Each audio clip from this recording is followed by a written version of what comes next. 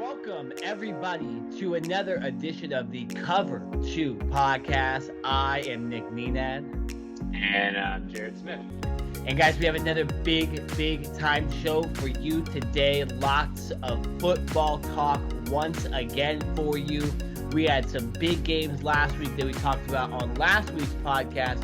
Previewing them, we're going to talk about what happened in them, including Jared's Cowboys taking on the Washington football team in a big NFC East matchup, and my Cardinals taking on the Rams in a big time NFC West matchup on Monday Night Football. We will then get into COVID is starting to wreak havoc somehow on the NFL once again. We have at least for this season, a record number of positives in 1 week. We're getting teams with 8 or 9 guys going on the COVID list, like immediately when the week starts and the testing starts, and some even right after certain games that were played. So we're going to get into that. And there's also a new rule about boosters with COVID in the NFL that Jared and I would definitely want to talk about. And then we will end the podcast with Bowl Mania. Jared and I are going to pick our bowl teams, our bowl games. We're going to try to pick as many of different teams as possible to follow. Obviously, there's some matchups that are going to be somewhat lopsided, so we're not gonna make Jared pick a 6-6 team against and then give me an 11-1 team, for example. I don't know if that exists in Bowl Mania yet. You never know. But I might. I might we'll go back and forth, and we'll see who in the end. At the national championship game, or maybe before, who ends up winning Bowl Mania, and then maybe we'll have to put something on the line. Maybe Jared will have to wear a Cardinals jersey if he loses, or I'll have to wear a Cowboys jersey, which I've done on this podcast before, unfortunately. But actually, we want to start the podcast today with a non-football story, because we had sports history happen last night. We're recording here on Wednesday morning. Tuesday night in New York City, Steph Curry became the all-time three-point king. He's made the most three-pointers any NBA player has ever made. It's such a crazy stat, Jared, because I feel like Ray Allen just beat it a couple years ago. Like, Ray Allen didn't retire that long ago, and now we have somebody breaking his record in their early 30s, and it just shows how much the NBA has changed. Jared, I watched it live. I made a point to watch it on purpose when I found out about 3:00 yesterday that this was going to happen. The NBA, I'll tell you this, didn't market this very well, because I wasn't really sure what was going on. I knew Curry in the last week or two was getting close to the record, but I did not know it was going to happen this game on TNT. I guess that worked out for Turner as well. But what were your first thoughts? What do you think about Curry breaking the three-point record this early, realistically, in his career? It's not surprising to me. Steph Curry is the greatest three-point shooter, and just shooter history, period. Greatest shooter that God has ever created. Period. We can talk about Ray Allen. We can talk about Reggie Miller. If you want to put Kyle Korver, there are so many other guys that are very good three-point shooters. Not all of them are Steph Curry. Why is that? Steph Curry not only can create for himself, like a lot of guys have to come off of a screen or have to have somebody else create for them. Steph Curry is the dude that can create his own shot at his size, right? He is oftentimes one of the smallest dudes on the court, and yet he's able to create for himself and shoot the three from half court with such efficiency, right? And so the other thing to me that stands out, not only do I think he's the greatest shooter of all time, I think what he has done from developing the next generation is huge, right? We look at guys like Michael Jordan, Magic Johnson, Larry Bird, Kobe Bryant, LeBron James. I think Steph Curry is in that same category because of the impact that he has had on future generations. Like, kids growing up today are out in the park shooting half-court shots or shooting these crazy three-pointers, trying to imitate and be just like Steph, right? It was always like, oh, I want to be like Mike. I want to fly in the air, and I want to be as big and strong as LeBron James, right? Or have that tenacity that Kobe Bryant had, that never give up mentality. Kids today want to be like Steph. And I think that's something else that him and his brand have done such a great job of marketing in a sense, and whether they've done it on purpose or not, I don't know, because I think Steph is very authentic, but he has changed the way that the game is played. And so I think that is another thing that we have to recognize with Steph, not just his shooting, but the impact that he has had on the game of basketball. So clearly the best three-point shooter ever in history. Like, there is no question in my mind. There is no debate. It is Steph Curry and everybody else. He is on the top of the mountain by himself. And another crazy thing, I think he still has so much time left. Like, yeah, he's been in the league for what, I don't know, 10 years or something like that. But like, Steph's probably going to play for another 6, 7, 8 more years. Like, I think he's going to stretch this record so far. I mean, I'm going to never say never if this record will ever get broken, in my opinion. What do you think? You know what? I'm looking at actually the rankings for the current 3-point Kings. Curry's at 2977, 2,977. The next closest active player is James Harden at about 2,500. So he's 400 or so, or realistically 500 behind Curry. And obviously Curry's going nowhere, and Harden's kind of took a little hit to his his just production in general because of how stacked his team is too. When you look down the list at other active players, Damian Lillard's down there at 2,100. LeBron James is at 2,000, but LeBron's never going to catch Curry just because of his age. You also have Kyle Lowry at 1,800. His teammate Klay Thompson, you never know. Paul George is down there at 1,800. I mean, these guys, Jared Smith, are down 1,000. They're down 1,000. You know, it would be like if Barry Bonds, hit his 757th record-breaking home run in the MLB at like 34 years old, and you're like, well, he might get to 1,000 home runs, or he might get to 900 when everybody else is barely getting to 700. So I think it's going to be really tough. Obviously, if something happens to Curry later in his career and James Harden still plays at the clip that we know he can play at, maybe Harden does it. But I guess, Jared, we'll just have to look at maybe somebody that comes into the league the last few years that would play a longer career than Curry, that would play 20 years plus maybe, and would be able to break that record. But again, Curry's probably going to get near 4,000 on this list realistically, or somewhere near there. And so someone has a lot to catch up to do. So I don't think it will happen. And I think it's a great moment for the NBA that we have a record-breaking moment here. I think it's possible, obviously, that LeBron James eventually beats the scoring record. And I think that's the next thing we're looking at when LeBron beats Kareem Abdul-Jabbar's point record, if he can do that.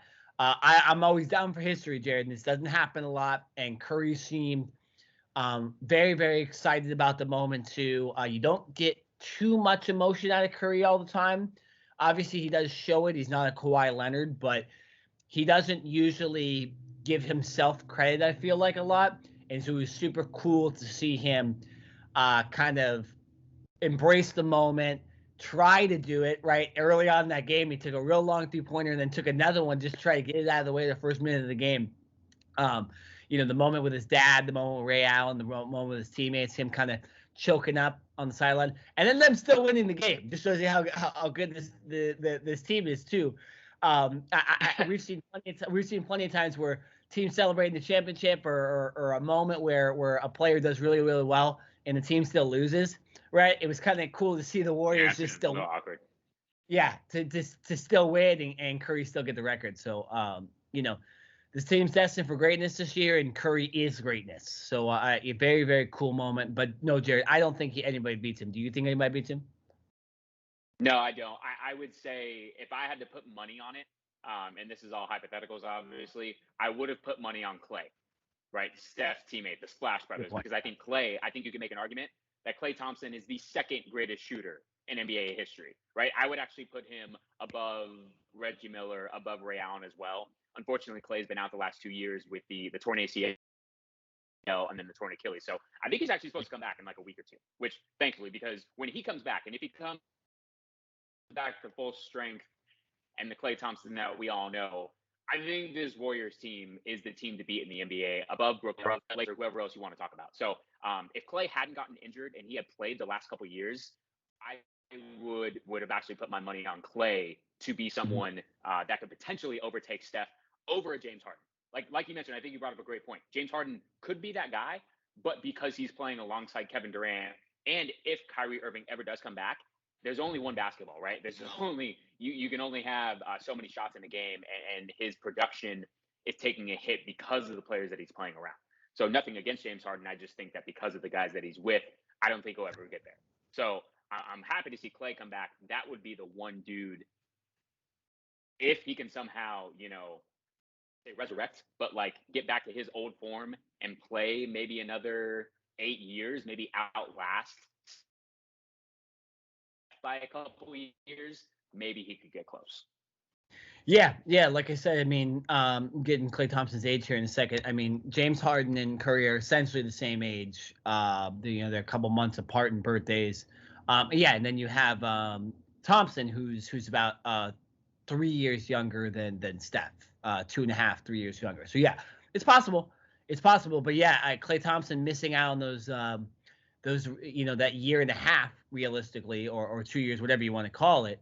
That will affect him, because when you actually do look at Clay's age and you do look at what he would have been doing the last couple of years, he'd be up there around Harden's numbers at a younger age. So yeah, it probably would have been Clay, the only shot, but no. And I think that's why the moment last night was even bigger too, because we see the standings, we see what was going on. It's it's much like baseball right now. Not a lot of people think Barry Bonds' record will ever be broken, and that's because there's just how crazy it was what he did at his age in his 40s at the end of his career. But yeah, super cool moment. Stephen Curry is officially the 3-point king, and he should be reaching 3,000 within the next 2-3 games. And so that's another cool moment. Hopefully he does it in Golden State, because obviously those fans deserve it over there. It did happen at Madison Square Garden last night, which was cool. But obviously I think it would have been maybe a little bit better if it happened in San Francisco. All right, Jay, let's move on to the National Football League. We had a lot of big-time games last weekend. We kind of had a whole segment about the big-time division matchups that happened in these games. What were when you look back at the games, what was the biggest game for you and the biggest result? There we go. I was gonna say I heard some background noise. Someone was trying to talk over me, and it wasn't you. Some videos started playing on ESPN.com. I don't know why that happens sometimes. Stupid. Yeah. Shut up. Well, here, I'll repeat the question. I'll rephrase the question. Out of all the games last week, when you look back on them and all the division games and stuff like that, what was the biggest result for you, and what game do you kind of want to talk about to start this segment? I mean, as much as I would love to talk about my boys and the win that they had, albeit it wasn't a blowout like it should have been. I think we have to start with your team. What do you think? I mean, it was the biggest game of the weekend, but to sit here and say that I want to talk about a whole segment. What do you think? I mean, listen, man. We were touting it up. This is Monday Night Football. This is the divisional opponent. Damn right. Divisional opponent. Cardinals coming in with the best record in the NFL. The Rams coming in. Obviously, they've got Odell Beckham and they have Aaron Donald, and they had Jalen Ramsey, but then he got COVID and Matthew Stafford and all that, and Sean McVay, you know what I mean? And it turned out to be a very good game. Somehow the Cardinals on the road undefeated. Right? I think they're like 3-3 or 3-2 or something like that. So that to me was the biggest storyline. The fact that the Cardinals could not take advantage of the Rams COVID situation, not having Jalen Ramsey, one of the best corners in the league, not having their starting tight end, Tyler Higbee, who was also out. He had a false positive. So he actually stayed in Arizona and was at the hotel, but it was just too close to game time, so he wasn't able to play. Jalen Ramsey, from what the report said, he actually flew home on a private plane and went back because his positive was actually confirmed. So, to me, it's about Arizona not being able to take advantage of that, and the fact that it was a home game. Nick, this is your team right now. So tell me how you feel about your team. Obviously, they still have a 10-3 record. They're still a very good team. I think they're still working back. Like Kyler and DeAndre Hopkins are still coming back from their respective injuries. So maybe they're not at like full speed. But what do you make of this Arizona Cardinals team as we sit here on a Wednesday, December 15th at 9:16 a.m.? Well, here's the thing, Jared. My team, like you said, is still 10-3. Okay, we were in first place and have been in first place, or at least tied for first place for most of the season here in 2021. When you look at the teams that we've lost to, obviously we have that loss to the Panthers, which is not good.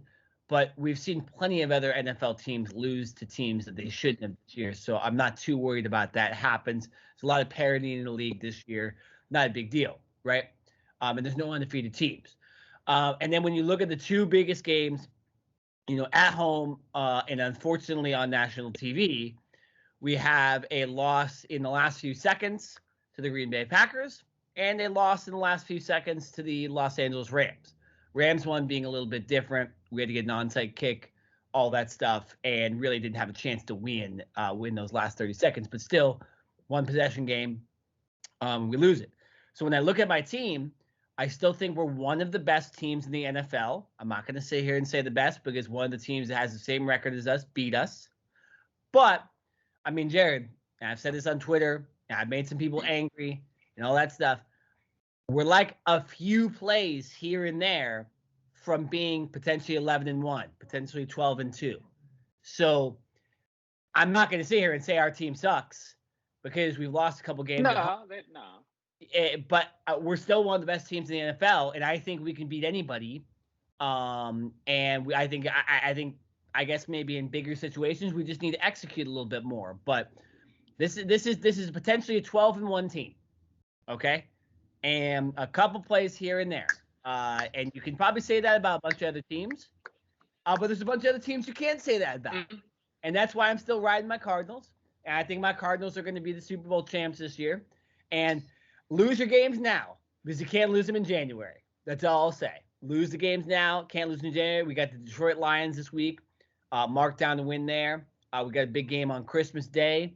That will be attending. That is a big game against a big AFC playoff potential team.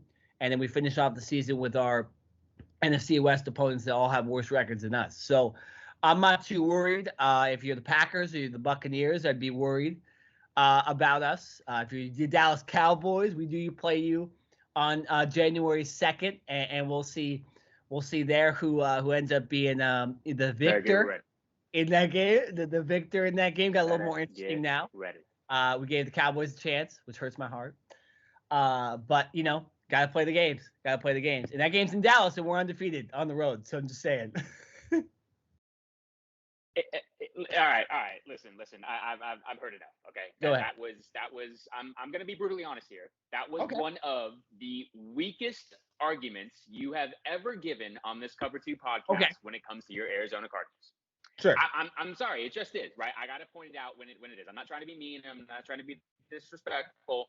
It just is. And here's why, right? I could say the same thing about, Arizona should be 12-1 and all the hypotheticals. Yeah, Dallas should have beat Tampa Bay on opening night, right? Dallas shouldn't have lost to Denver 30. Right? Same thing. The Minnesota Vikings, who lead the league in closest wins or losses, like Minnesota, I think they have like 7 or 8 games decided by 3 points or less. Like Minnesota could be freaking, 10-3 right now or 11-2. So that hypothetical to me is out the window. The thing that I want to focus on with Arizona, we know that they are a good to great team, right? Obviously, they've had a couple injuries, and they dealt with obviously J.J. Watt being on all year. Like I said, they're just getting Kyler Murray and DeAndre Hopkins back. Yep. Here's the thing that a little worrisome to me, and I would say probably my biggest concern with Arizona. Their last two losses, but their two biggest losses were to the Packers at home, to the Rams at home. Both of those teams, respectively, were missing key players. The Packers obviously didn't have their top two or top three receivers, and Aaron Rodgers was still able to manage that offense and score points. And then on this past Monday, the Rams went in without their best corner and without their starting tight end, and they were still able to move the ball efficiently and put up 30 points. So to me, I look at Arizona and I'm saying, are they like playing a little bit? I don't want to say down to their competition because the Packers and the Rams are good teams, but like you're supposed to beat bad teams, right? You're supposed to take care of business and beat the teams that suck, which they have done.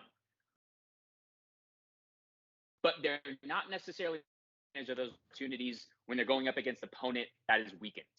And that to me is a little worrisome. It's like, you know what I mean? Like, yes, they really should be 12-1 right now because they should have beaten Green Bay without Devontae Adams, without Valdez-Scantling, without their top three receivers. They should have beat the Rams without Jalen Ramsey, right? Like, I'm sorry, but DeAndre Hopkins not having to go up against Jalen Ramsey, DeAndre Hopkins should have gotten like 30 targets in that game.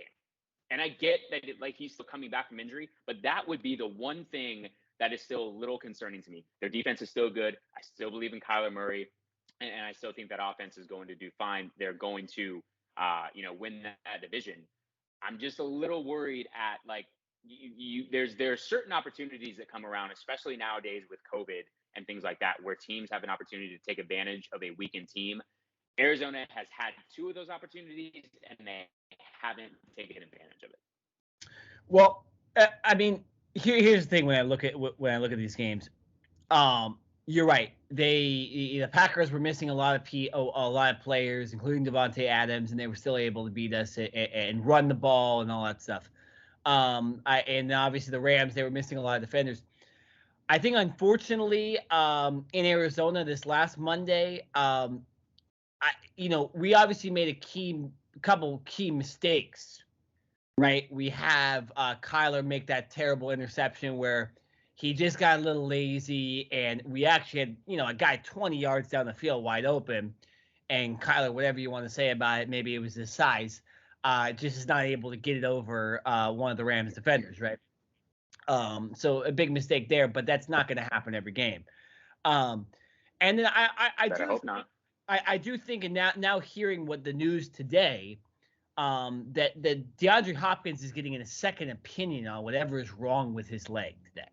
So I don't think this guy has been healthy since he was initially injured. And I think that's one of the reasons we didn't see him use that much on Monday Night Football. And that's why A.J. Green was getting the ball in key situations, and James Conner was getting the ball thrown out of the backfield. I don't think Hopkins is healthy. And I don't think he's been healthy for a while now. So Kyler has essentially lost DeAndre Hopkins in a lot of ways during these games. And at that point, the Ramsey loss didn't matter as much. And so I do think that's a big part of why the Cardinals, have not been running on they've been running almost on fumes sometimes on offense in the receiver position, because Hopkins is there, but he can't do it. He can't be DeAndre Hopkins. And so, I do think that was a big part of it. Again, we've had a couple games where running backs have run all over us, right? Dalvin Cook ran all over us in Minnesota. They were 1 point away from tying us in that game, going into overtime and all that stuff too. But so is the NFL. Make your field goals, right? Right, Jared, you know a little bit about that. And then obviously Aaron Jones, A.J. Dillon, it's happened a couple games. Christian McCaffrey, Cam Newton, they did it against us. So it happens every so often. And I'm not going to sit here and say the defense sucks, because a couple games they don't play up to their standards. But yeah, I mean, again, what I'm trying to say is here, and I kind of made, obviously I made my statement about how my Cardinals should be 12-1. I can deal with my Arizona Cardinals losing to Matt Stafford, losing to Cooper Kupp, losing to Aaron Donald, because those guys starred on Monday. They did the big things, and we didn't. Kyler didn't play his best game. DeAndre Hopkins, I don't think he's able to play his best game. Chandler Jones, whatever they did to him, double teamed every play, wasn't able to play his style. So the star players for the Rams played better on Monday, and our star players didn't. And that's why we lost. I think against the Packers, whoever the Packers had that was a star player for that game played really well. And when you look back on it, again, Kyler doesn't play his best game. Hopkins is still a little bit beat up, and I think it's kind of a trend now. So I'm excited to get on to the Lions this Sunday. But I think we should change. I think we should talk about your Cowboys. Bet you are. I think we should talk about your Cowboys. Hey, I gotta say one. Go ahead. I gotta say one thing really quick. Talk too long. And if it is true that Hopkins is getting a second opinion on his leg and that he was probably closer to 75, 80% than 100% in that Monday night game, then it would make sense that he wasn't out there in the fourth quarter for that final drive. Because you should have seen me, Nick. You would have thought I was a Cardinals fan. I was yelling at the TV. The Monday night announcers, none of them, TV, Lewis Riddick wasn't in the game. I was yelling at the announcers like, DeAndre Hopkins is clearly the Cardinals' best receiver, even at 80%, and he wasn't in the game for that final drive. And like, did people forget last year when they had that Hail Murray, right against the Bills? DeAndre Hopkins caught that ball. So I was yelling at the TV, number one, why is Hopkins not in the game? And number two, if it is true that he was, hobbled and he just literally wasn't able to go, then that would make sense why. But I don't know if you remember that at all, but like the announcers didn't say anything. It was like they were driving, or it was that final drive of the game. Yeah. And it was AJ Green, Christian Kirk, and Rondale Moore as the three receivers. And I'm like, where the hell is DeAndre Hopkins? Yeah, well, and so apparently the issue is on his knee. That's the second opinion he's getting too, and that was not the initial injury that he had. So again, maybe the other injury, whatever he was dealing with, it didn't put him on IR, but put him on questionable status every single week, and a couple of those games he wasn't playing. Maybe that caused whatever happened with his knee. Now, because you know how that works, Sherry, right? You put too much pressure on one leg, and then something goes wrong with it, right? So. I think that was the reason. I wasn't as surprised, but it did seem like he was kind of beat up at the end of that game. Also, for the people like complaining about Kyler not spiking the ball at the end of the game, I'm not 100% on this, but I'm pretty sure because James Conner was literally like falling down injured on that play and was barely even able to get set. James Conner, if he goes down that play, I think we lose 2 seconds or 10 seconds. Because we don't have any timeouts. And so I think Kyler was like, well, F it. We gotta just see if we can do a Hail Mary here because we can't afford to lose. We can't do a Hail Mary from the 20-yard line or the 30-yard line, whatever they were. So I think we got a little bit screwed there due to NFL rules and stuff like that. But again, and there wasn't any holding. Okay. There wasn't any holding on that damn Kyler Murray run either. I'll tell you that. To give you that, go back and look at that play, and that was the most ticky-tack holding call I've ever seen in my life. So, we realistically should have been Hail Mary range, potentially even, whatever, easy Hail Mary range, Lions Hail Mary range, like we saw a couple weeks ago. But Jeb, let's. Do you have anything else to say about this game, or can we move on to other? No. We've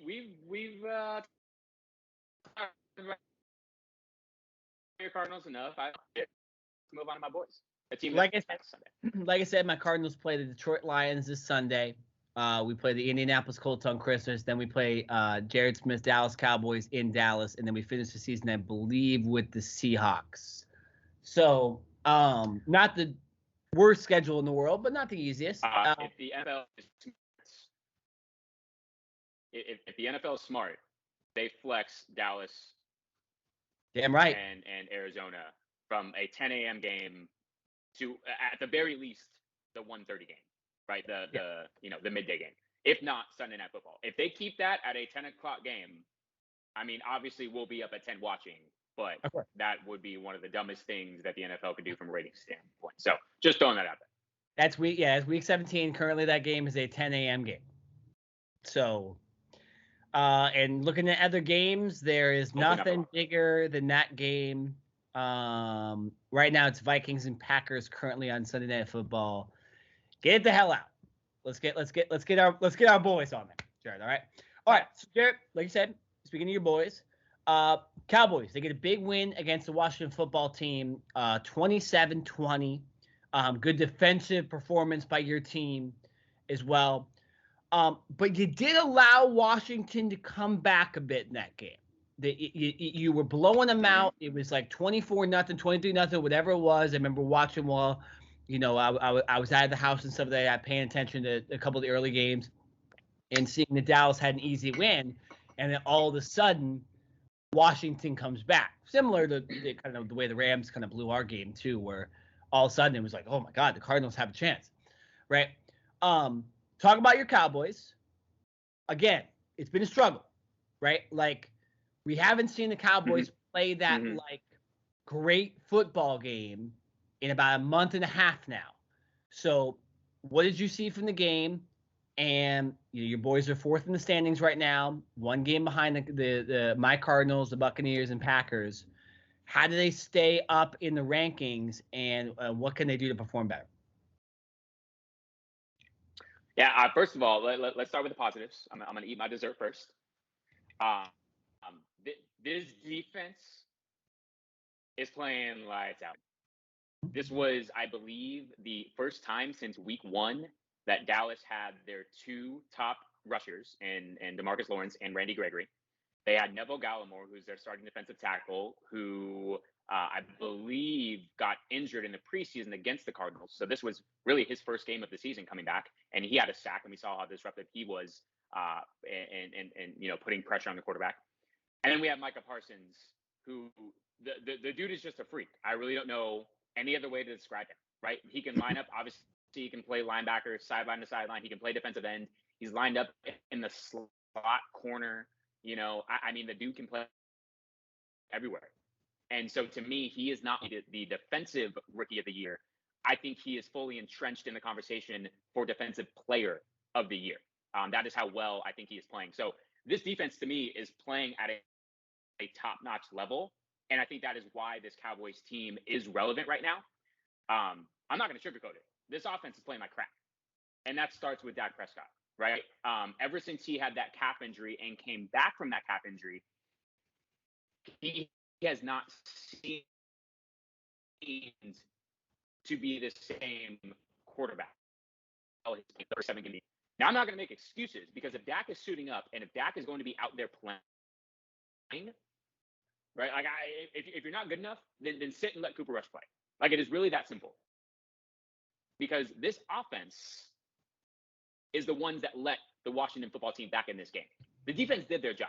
Yeah, they gave up a crazy touchdown pass to one of the Washington. Chase had his hand on the ball. It was really it was a great catch, right? But basically, that was the touchdown that the Cowboys defense gave up on Sunday.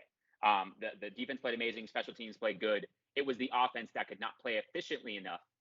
And it's one of those things where, like, I don't mean this in a bad way or literally, but when you are up 24-0 on the road against a divisional opponent, you put your foot, like, you literally choke the other team out, right? Like, you don't take your foot off the gas. You continue to apply pressure and more pressure and put the game out of reach, just like the Kansas City Chiefs did to their rival in the Raiders, right? The Chiefs ended up winning 48-9. Dallas should have won 48-0. So to me, I look at it from a standpoint of everything that is wrong with Dallas on offense right now. I think most of it can be fixed. But I will say, I don't know if Dak is 100%. And whatever it is, he needs to get his shit together, because come playoff time, I don't think that stuff's going to fly. The defense will be able to keep them in games, but they need that running game to play better. Ezekiel Elliott needs to continue to get healthy, which I think he's progressing. Tony Pollard should hopefully be back this Sunday. And Dak simply needs to play better. It comes down to that, right? If the defense plays well and keeps Dallas, in games, doesn't give up more than 20 points, Dallas should win every single game. Period. End of story. With the talent that they have. It's not that hard. Yeah, and Jared, when you look at the game too, obviously Dak, underwhelming, 17 incompletions, 2 interceptions in the game, and only 211 yards with all that talent. The wide receivers, CeeDee Lamb, seven receptions, 60 yards. Michael Gallup, 5 receptions, 60 yards. Amari Cooper, 5 receptions, 51 yards, and a touchdown. So all the top receivers did perform. I have a question to you real quickly, though, because this has been a topic of conversation, I think, with the Cowboys besides Dak Prescott. When you look at the running stats, okay? Mm-hmm. Obviously, no Tony Pollard in this game.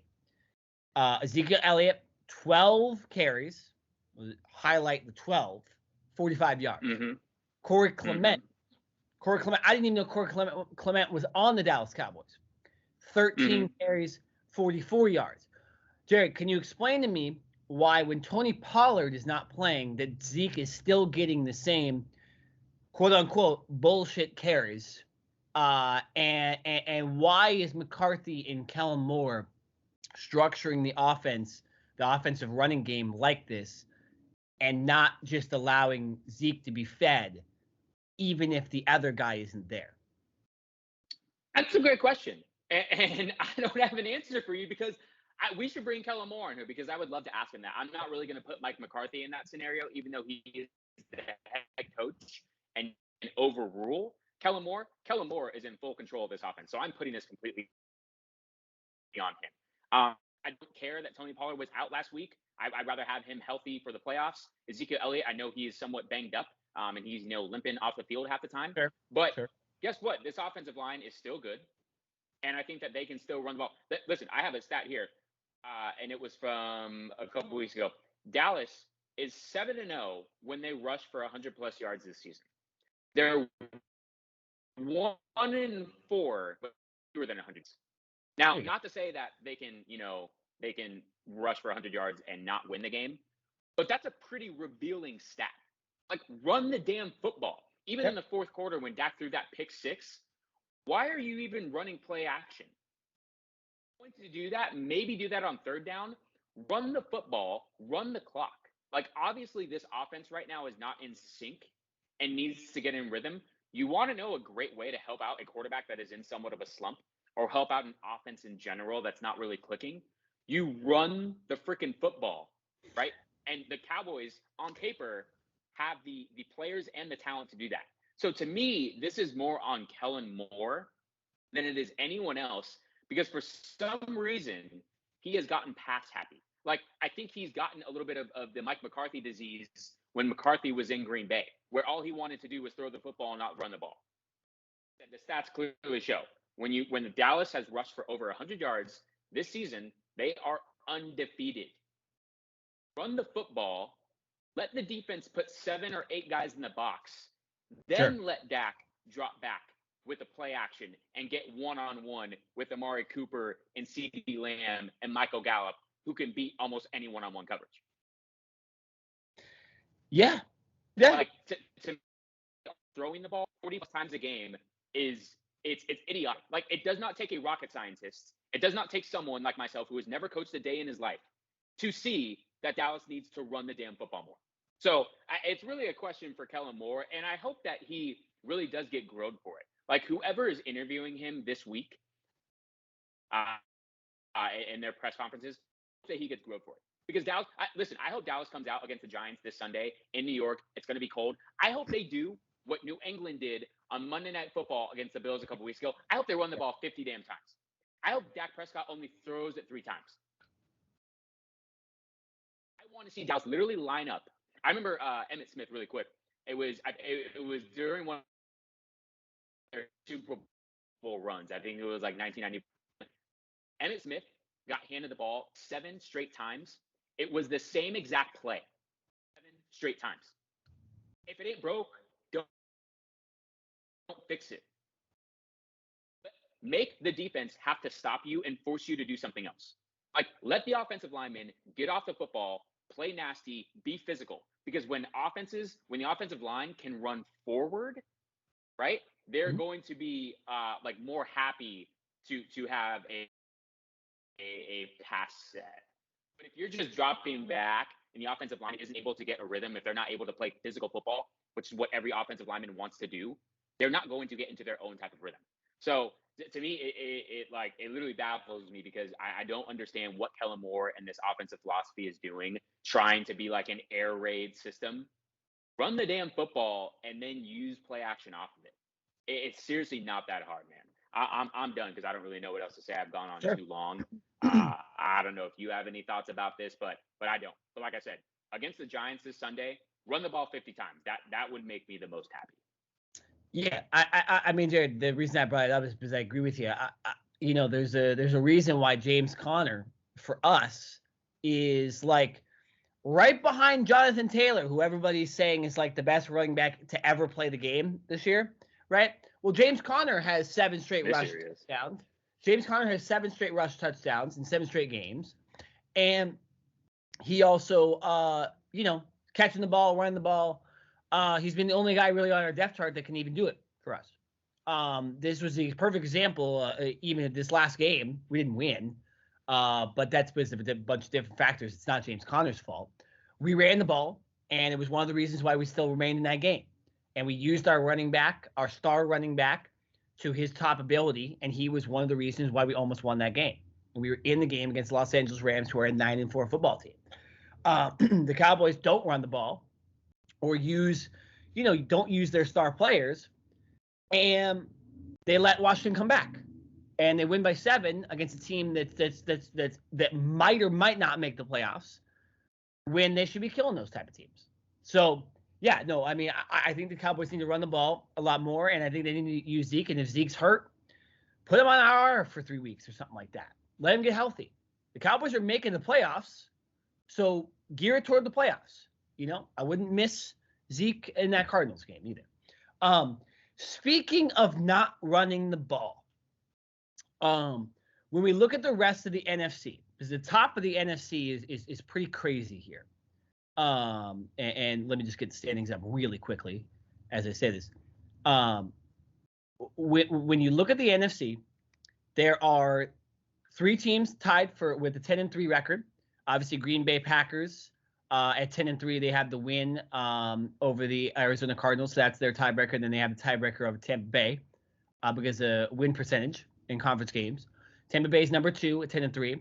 Cardinals 10-3. Your Dallas Cowboys leading the NFC East at 9-4, and then the Rams at 9-4 round out the top of the NFC standings.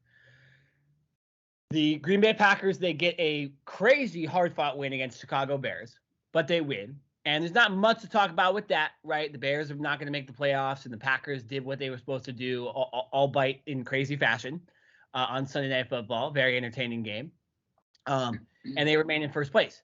And then Tampa Bay, they seem to be firing on all cylinders, using their running back, right? Leonard Fournette every single game to the best of his ability.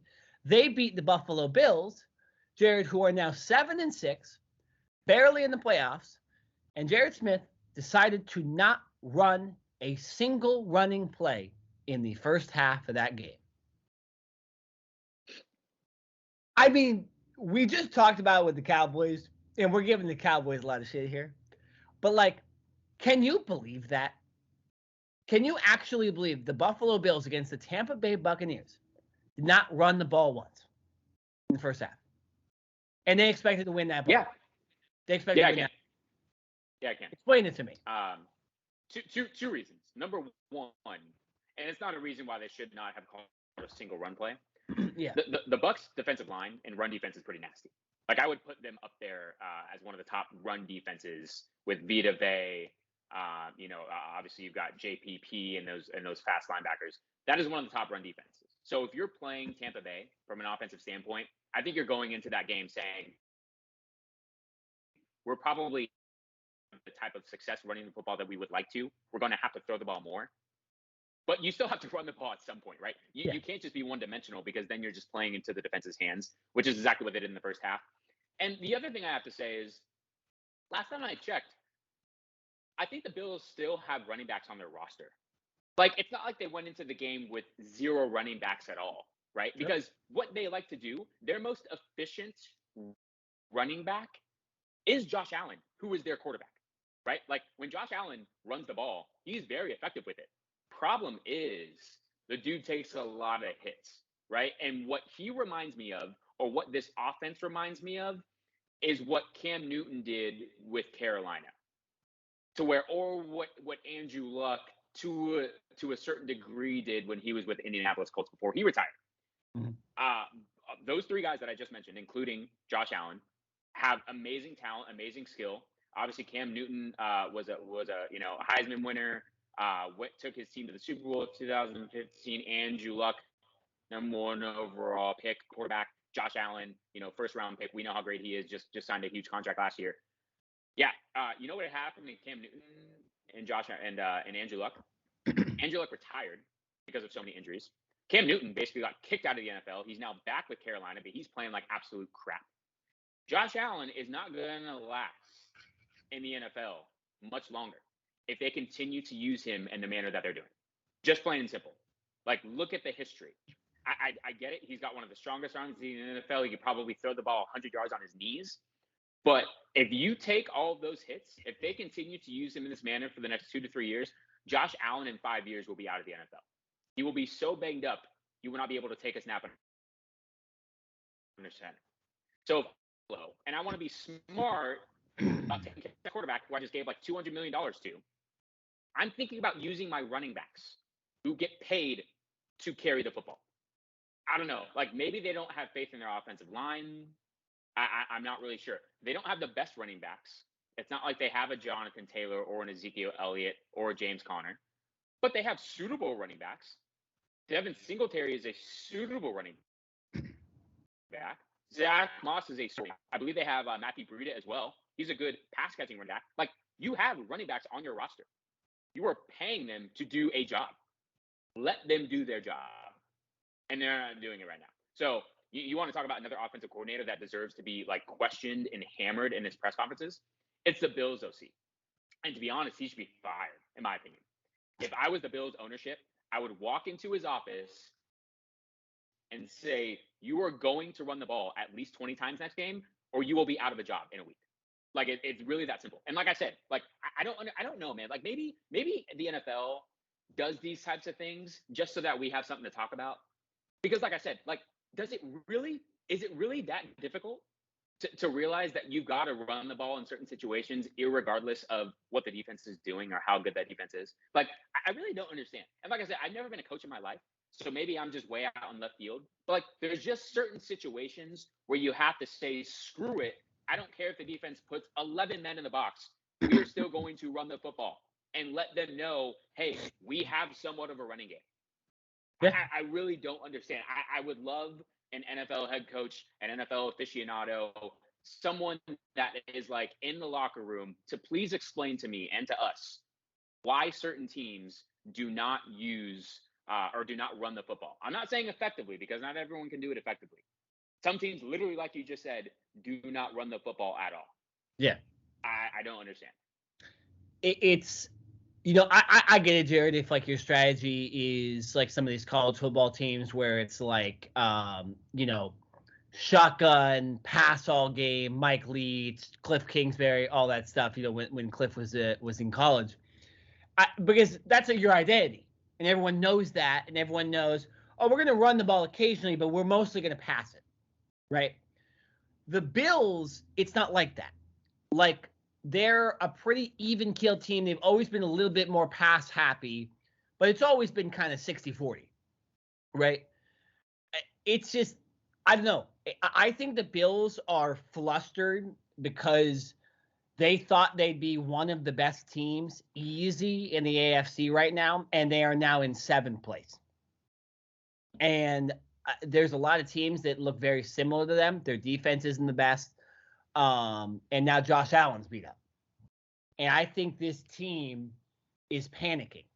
It reminds me a little bit of my Arizona Cardinals the year after they went to the NFC Championship game against the Panthers, a year where they had, they were arguably the best team in the NFL, besides the Panthers, and went into that game and lost by a lot. The next season, a lot of people, including us, Jared, thought they'd win the Super Bowl. And I believe my Cardinals didn't even make the playoffs that year. Ended up like 8-8, 9-7, something like that. Couldn't get over the hump because of I don't know, maybe the talent expected to just out-talent the other team. I think that's what happened with the Bills. They're panicking a little bit, and I'm going to use a little Aaron Rodgers here. The Buffalo Bills, Josh Allen, Sean McDermott, Brian Dable, Stephon Diggs, they need to relax. You guys still have one of the best quarterbacks in the league. Who cares if you don't win the AFC East? You got Bill Belichick. It doesn't matter.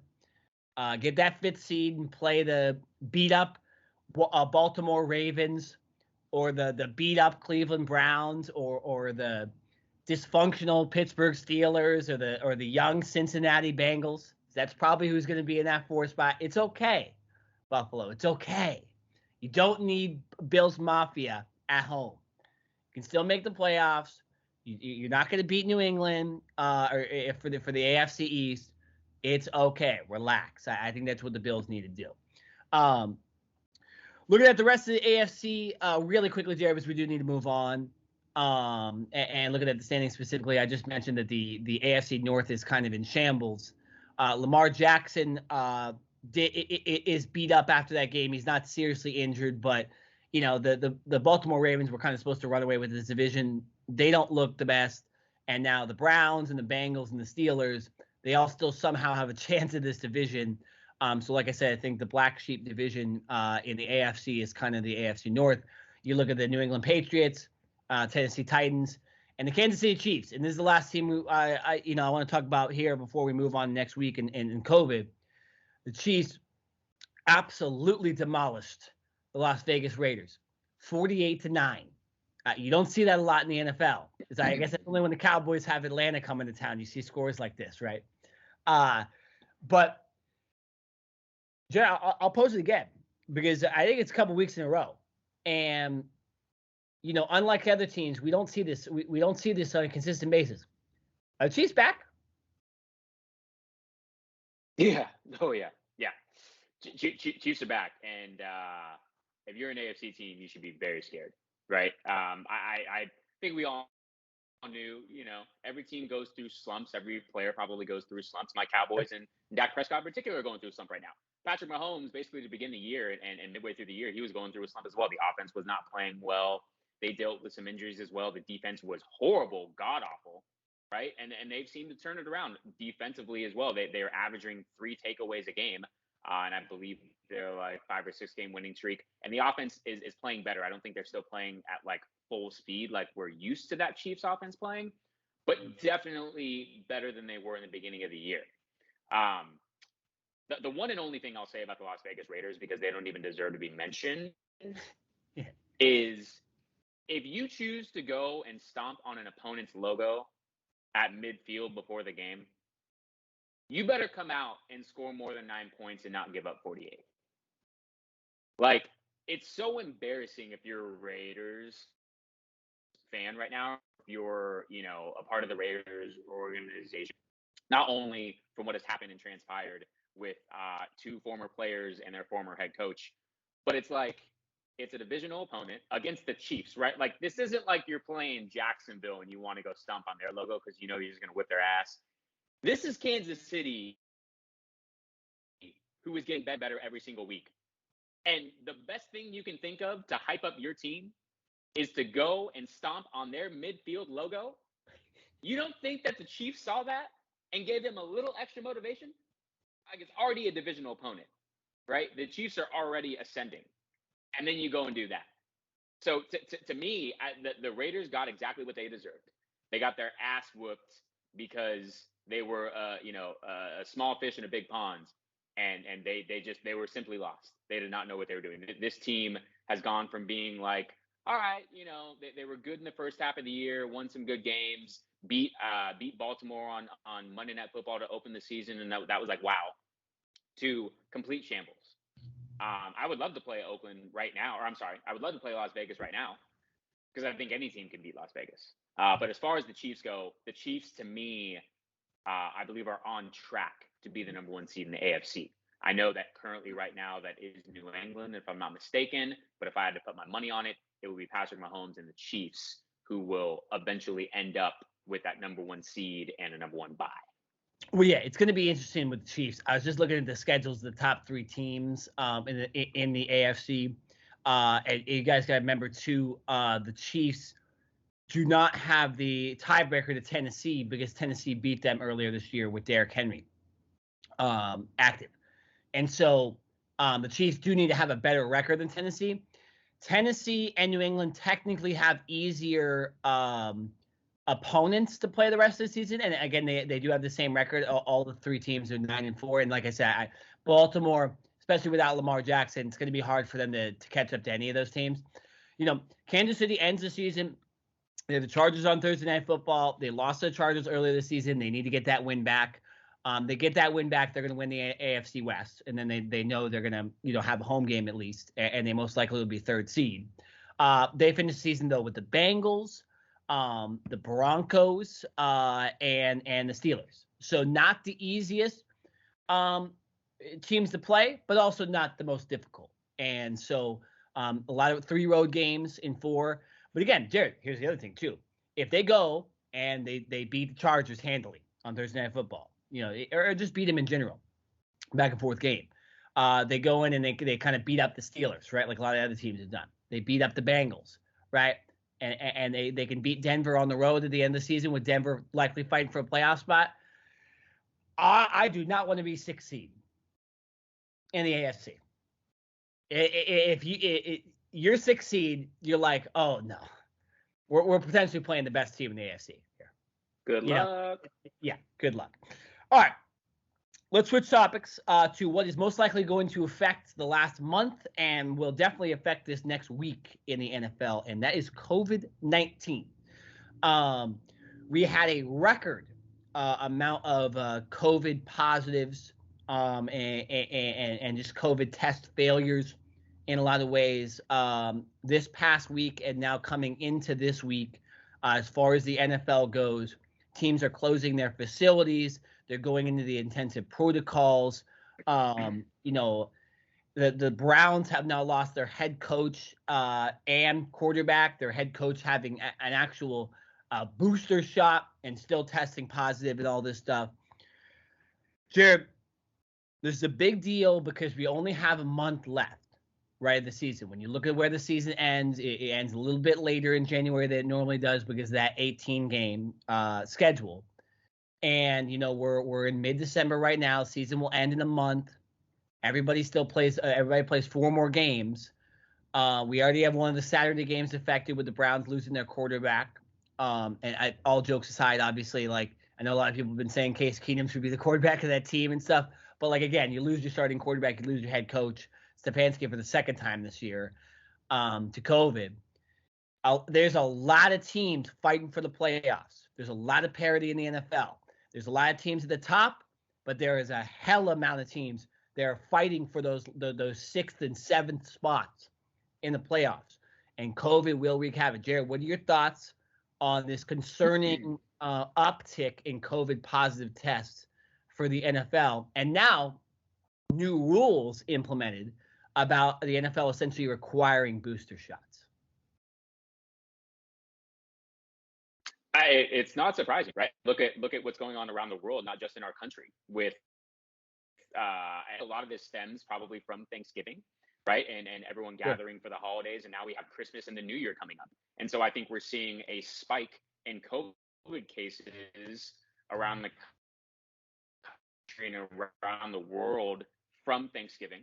And now we are seeing what that has, what actually the NFL, it's hit the NBA. Everyone, it doesn't matter that it's a sport. It's going to affect, and we've seen that. So the NFL has tried to put protocols in place.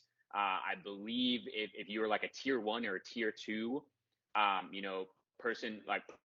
personnel, as far as a team goes, not just a player or a coach, but if you work for an organization and you're tier 1 or tier 2, which means that you are like heavily involved in the day-to-day operations and you're more than likely in the facilities, then they are requiring you to not only have your, COVID shot.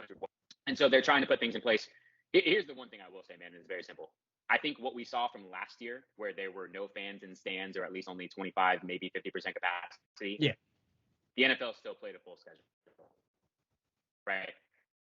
So I think we take that and we put this, we say the NFL, like you mentioned, this Saturday has 2 games in primetime slots. There's no more college football. We have the college football playoffs and the bowl games coming, but those aren't for another week or 2. The NFL is not going to cancel those Saturday games when they're in prime time, irregardless. Yeah. The NFL did open up more practice squad spots. So usually per year before COVID, every team had 10 practice squad players that were able to practice every week, but they didn't suit up for a team. The NFL, I think, opened that up to either 16 or 18 players. So like an extra handful of players that each team has to move up and down the roster in case of COVID situations. And so I think what the NFL is saying is we have given you, new guidelines and new ways to supplement the loss of a certain player or a certain coach. Use that, right? Like the absolute last resort, which I don't even think they would do, is cancel games. But yes, it is obviously huge. And like I said, it's, to me, this all stems from the holidays. And as we get into Christmas and into the beginning of the new year, I think what we're going to see is a week or 2 after Christmas, a week or 2 after New Year's, right? When we start that first wild card week of playoffs, or when we get into the divisional round the week after, I think we could potentially be in the same boat that we're in right now with that spike. So where, you know what I mean? Like players aren't going to not see their families, right? They're not going to not go and be with their families on quarantine themselves. Maybe if it's the Super Bowl, if we get to the second week in February and it's the Super Bowl, maybe you'll see teams and players really quarantine and be serious. And I'm not saying they're not serious right now, but it's not like players aren't going to get together with their families. So I think we're going to, for the next month, like you said, continue to see a rise in positive COVID cases when it comes to sports in general. But I also don't think that we're going to see cancellations of games. It's going to be a next man up mentality. Sure. And, this is some of the most parity that we've seen in the NFL. I believe there are only 1 or 2 teams that are technically eliminated from the playoffs right now. So there are still a lot of teams that have a chance. And if they're not careful, if they're not, vaccinated, if they're not wearing their masks, then we could see teams falling out of playoff contention because of COVID and not because of what they're doing on the field. Yeah, no, I like you mentioned, only 4 teams eliminated. You could probably name them off the top of your head, and you probably could have named off the top of your head at the beginning of the season too, who was eliminated. And everybody else, there's 28 other teams that still have a possible chance at the playoffs. I think that what it looked like earlier in the season too was, COVID's not going to affect this season that much. We have the occasional player test positive, and then you have kind of maybe a position room go into COVID protocols. We've seen it with the Browns a couple times where they lose all their running backs. And I think that's, in some ways that's disappointing. In some ways that's great because at least it's working, right? We're not trying to spread COVID here. And if one team was irresponsible during a week, or a one player got COVID, or whatever happens, they said, you're a close contact to that guy, you're out of the game, right? We don't want to spread COVID. I think that's the number one thing the NFL doesn't want to do. On the other hand, though, it's like I said, now we're getting near the playoff race.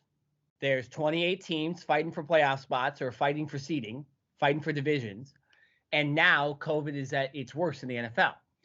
So what I'm hearing too right now, and this is very, very interesting, and this would be unprecedented compared also to what other leagues are doing. We talk about the booster shot requirement now with tier 1, tier 2, which means, guys, the people you care about in the NFL now have to get a booster shot. Okay, that's what tier 1, tier 2. Players, coaches, owners, all those guys. Okay, not the random cafeteria guy at the practice facility. Nobody, whatever, right? We all love that guy, but we don't care if he tests positive for COVID for one day, okay? And has to leave the facility for a week, right? We care about Odell. We care about Baker Mayfield, right? Not to be mean. I'm just saying. A little mean, but it's okay. The discussion in NFL circles, according to Albert Breer, who's one of the who is an NFL writer, is a guy that covers the NFL. He's on NFL Network. He has said, and this is his quote: the owners this morning are discussing significant changes to the COVID-19 protocols with the NFL union. And also during the December meetings, which I believe happened last week, they floated the idea when they came up with the booster shot idea that if these players do get the booster shot, that the COVID-19 protocols are they're going to be relaxed a significant amount. So Jared Smith, what are your thoughts on the NFL essentially saying, okay, you got to get the booster shots. This is all potential. It's all rumors.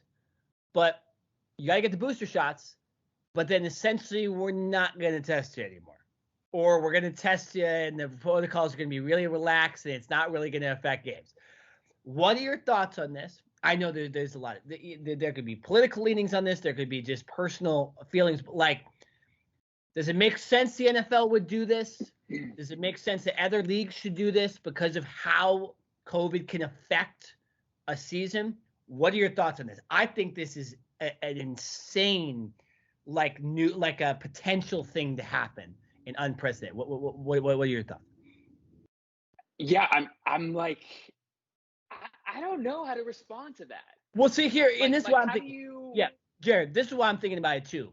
For me as a football fan, I don't want to see Baker Mayfield not play. I don't want to see a team go into 12-man protocol and lose an entire running back room or lose an entire corner room like the Browns did against us. I don't want to see Kyler Murray test positive week 1 of the playoffs, right? I also don't want people to get sick. I don't want people to pass it on to their relatives. I don't want all this other stuff to happen because football means more, right? So for me, I am kind of twisted.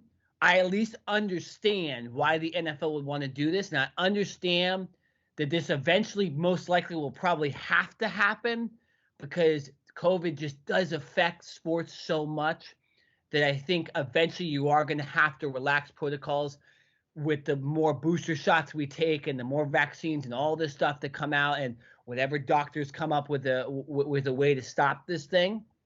But does it happen now? And does it happen with a reaction or overreaction to what's happened the last 2 weeks? That's, I think, more.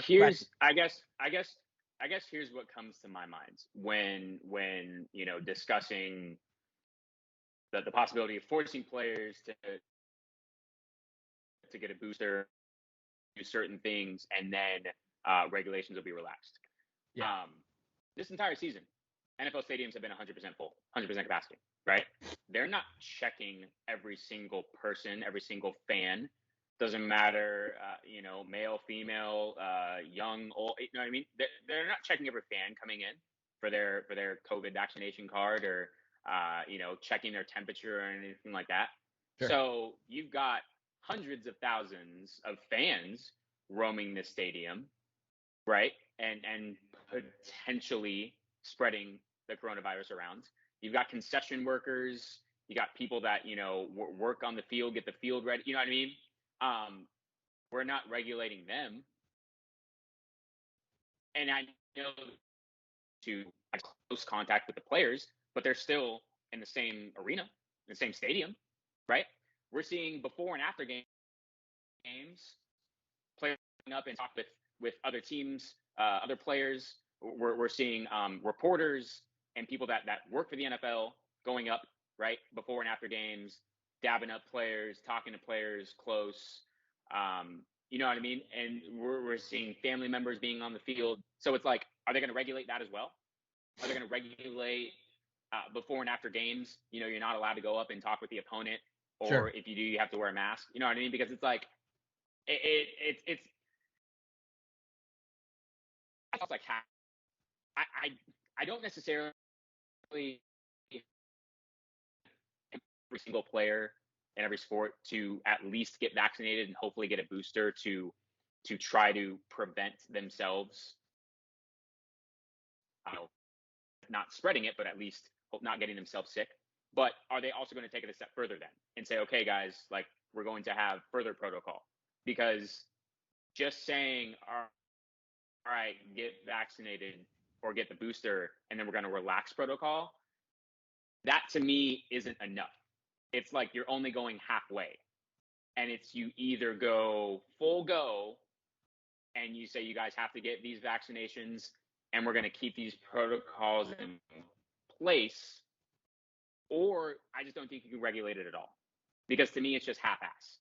And I'm not really a half-ass type of guy. You're either all in or you're all out. And I think, I'm not, I think it's very tough right now. I think the NFL is struggling with what to do.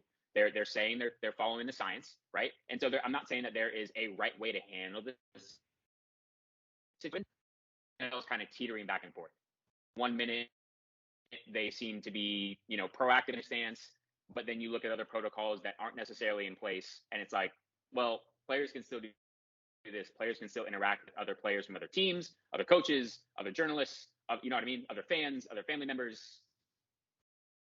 They can still spread the coronavirus through that way as well. Sure. So I'm just, I'm a little iffy about what's going on. Yeah, no, that's the same way with me. And it's I compare it to this, Jared, like, there's always that guy on your team, right? One of the teams you follow, whether it be your Cowboys or my Cardinals or your Lakers and my Dodgers, right? Like, there's always that one guy on the team. Maybe it doesn't happen every year, but occasionally this happens where you got a guy on your team that maybe he's done something off the field, is kind of the quote-unquote bad guy, right? And you're like, man, I really hate what that guy did off the field, but, like, this is my team, Like, I want that guy to hit home runs. I want that guy to throw touchdowns for us, right? There's certain things that if a player does something like that, that's inexcusable. You don't even want that guy on your team, right? But I'm talking about, little things here and there. A guy gets arrested, stuff like that for a DUI or has a gun charge or something like that, something that's not really hurting someone else realistically, right? But it's like that with this COVID thing for me. It's like, I don't want people to get COVID, but I also don't want my entire roster to get COVID the week of the playoffs. And like, there's part of me that wants the COVID protocols to just go away, because then we wouldn't worry about it, and no one would ever know who had COVID, and you just hope it doesn't spread, right? But then you can't do that, right? You can't do that. And so, yeah, there needs to be that happy medium, and it'll be interesting to see what the NFL comes up with. But as a sports fan, I just want to see sports get back to normal. I want to see a good old torn ACL ruin my season, Jared. That's what I want to see. A good old torn ACL or a broken ankle or a broken finger, right? I want to get back to those days. I'm sick of this. Well, those still happen. Those didn't go away either. Right? Like, we got double whammy. So, as sports fans, and this is why I hate when people that have no allegiance to sports at all make comments on this kind of stuff, because you don't know. Like, sports fans like us, Jared, we know sometimes you put things aside because you love sports and you enjoy your team playing. But you can't put everything aside, and you can't be irrational. And I think sometimes the NFL can be irrational, and they have to be very, very careful about the backlash too, because you never know. I mean, even the government can get involved if the NFL does go one way completely with the vaccination stuff and all that. So very, very interesting stuff. Jared, we do need to move on. We'll have to go through this kind of quickly because we are running out of time on this podcast. It's time for Bowl Mania, okay? And Jared, me and you, we're not going to analyze these games. We are just going to sit here and we are going to pick who we think wins every single bowl game. We will keep track. We will follow it. We do have only one more podcast to go for 2022. So most of these bowl games we will not talk about until our first 2022 pod. Or did I say 2022 the first time? We only have one more podcast in 2021 after this one. And then we have a podcast in, the first week of January. We will recap most of these bowl games, and we'll see if the national championship game does matter. But so we'll keep track next week. We'll give you an update. Jared, let's pull these bowl schedules up. You can go on ESPN and get the bowl schedule for the NCAA football app, and we'll go through these games, and we'll pick which team that we want to win, and we will keep track, and we will post it on the podcast here. So, Jared, let me know when you're ready. We'll start with the first game on December. Pretty ugly. December 17th, Friday. This Friday. You're seeing this 2 days later. So, Jared, you got him up? We all ready to go? Yeah, I'm not confident, but let's do it. Okay, yeah, why not? Let's do it. Okay, It's so like we got throwing darts blind. Middle Tennessee versus Toledo. I'll go first. Okay, I'm taking Middle Tennessee because they offered my brother. So I'm gonna go with Middle. Okay. I'm gonna go with Middle Tennessee. Okay. Toledo didn't. I know, I'm pretty sure Toledo had a better season. I'll give you Toledo. I'll go with Middle Tennessee because they offered my brother. All right. Yeah, Toledo had one more win than Middle Tennessee, so Toledo, duh, obviously. There we go. Okay. First, okay, this next game, by the way, that was the Bahamas Bowl. Okay. This next game is the Tail Greeter Cure Bowl between Northern Illinois and Coastal Carolina. I believe Coastal Carolina is ranked. They were in the top 25 most of the season. And Northern Illinois, Jared, plays a, we only pass system. Like, they throw the ball 60 times a game, and the quarterback might break the record for most yards ever in the season. He might have 7,000 yards. Who do you got? You taking Coastal Carolina, who's ranked, or the crazy offense? I mean, first of all, what's up with this Tail Greeter Cure Bowl? Our bowl is just allow. Can we just make a bowl game? Where do these bowl games come from? I mean, I get it. There's money involved and trying to get more schools into bowl games, but at some point, man, is this just consolation prize? What are we doing? Tail Greeter Cure Bowl? I mean, at least it's in Florida. If this was in, I don't know, Minnesota or something random, heck no, I wouldn't even put my team in that. I mean, Northern Illinois, just because I guess I've seen them on TV twice this year, and I haven't seen any Coastal Carolina game. So Northern Illinois, yeah, I don't know. Hey, fair. I'll tell you this: bet the over on this damn game. Oh my goodness, is there going to be scoring? I might actually have to 63.5. Bet the over. That's only a 35-28 score. It will be higher than that. I'll take Coastal Carolina. All right, Saturday, December 18th. Here we go. The roofclaim.com Boca Raton Bowl, Western Kentucky versus Appalachian State. Mm-hmm. I'll go first.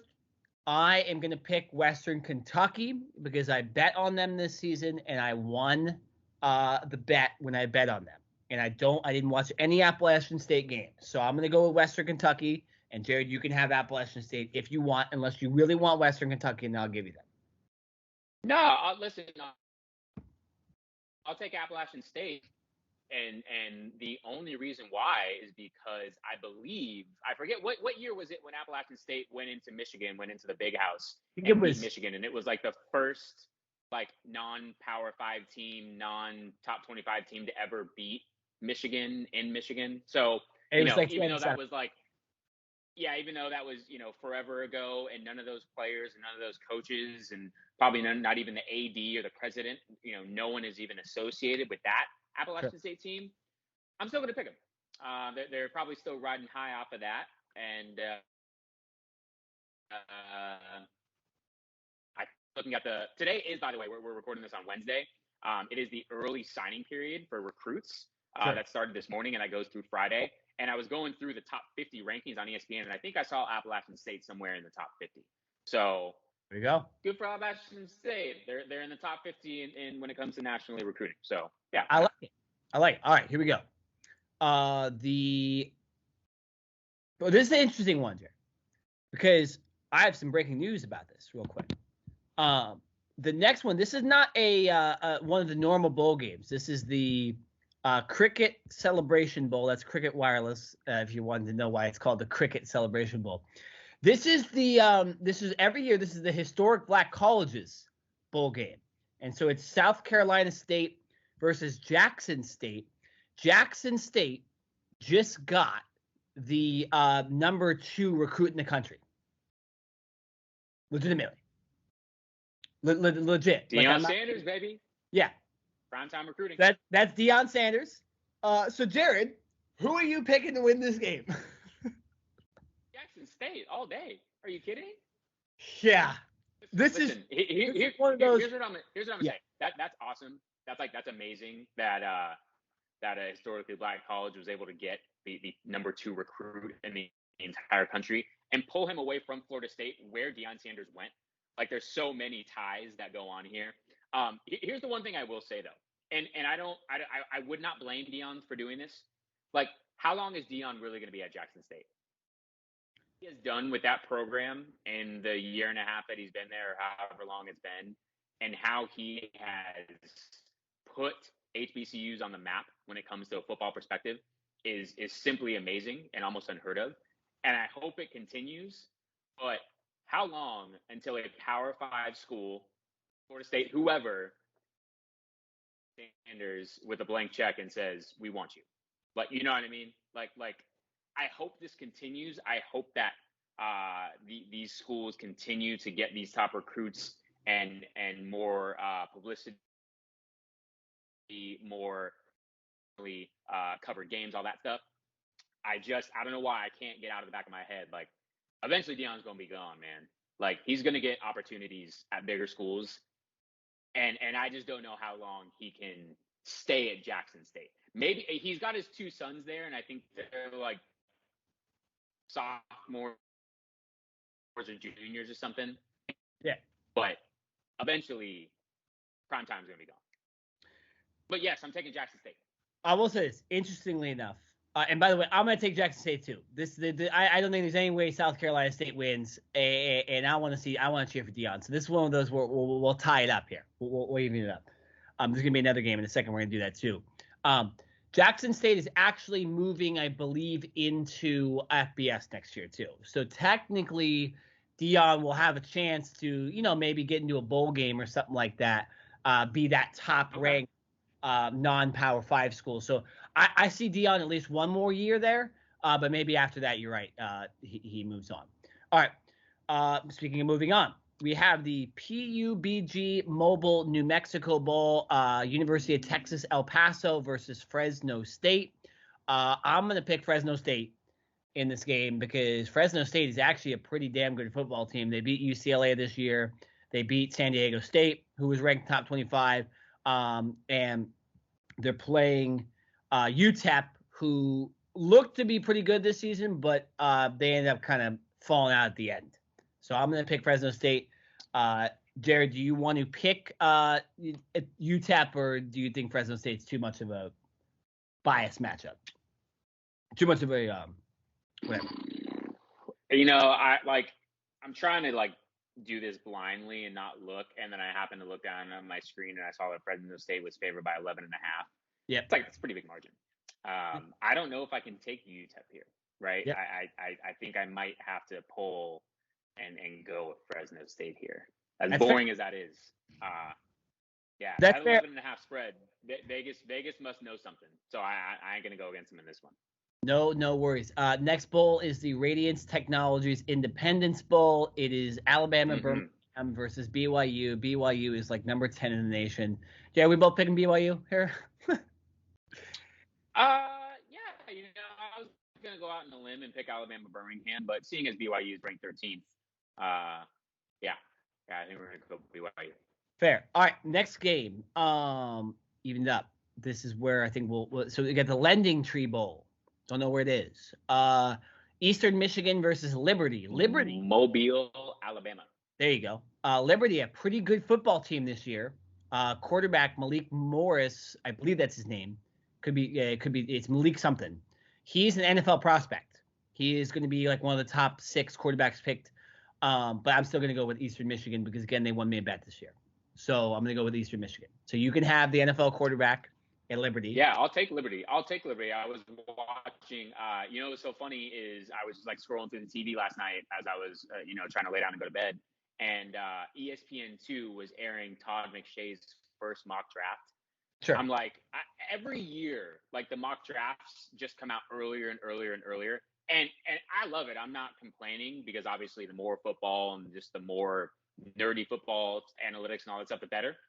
But yeah, that was the first time I'd really ever heard Liberty mentioned in a football sense this year.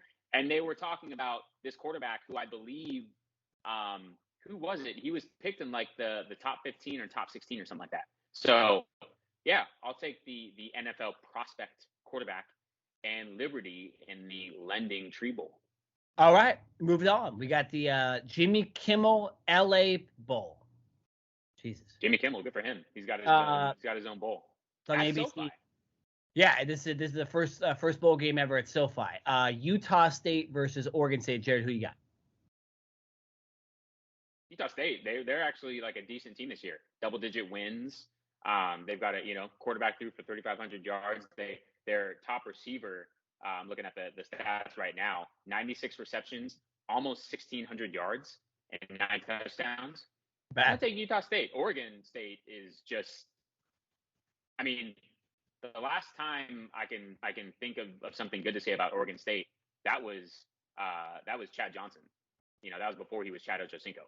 I mean, I don't really know much to say about Oregon State other than their team in the Pac-12. That's not good at all. Yeah, well, I'll take Oregon State. I do think Utah State's the better team, but I'll roll with the Pac-12. Let's see who wins this game. Maybe the Pac-12 can win in LA. All right, next game. R&L Carriers New Orleans Bowl, Louisiana versus Marshall. I'm going to take Louisiana. Louisiana was, I believe, is ranked in the college football playoff right now. Yeah, they're 23rd. They're 23rd. Marshall's not. So, yeah, but on that one. You go Louisiana? The game's in New Orleans.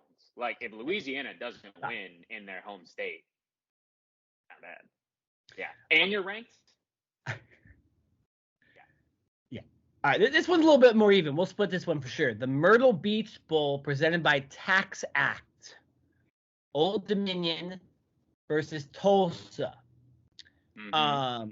Jared, I'm going to go with Tulsa.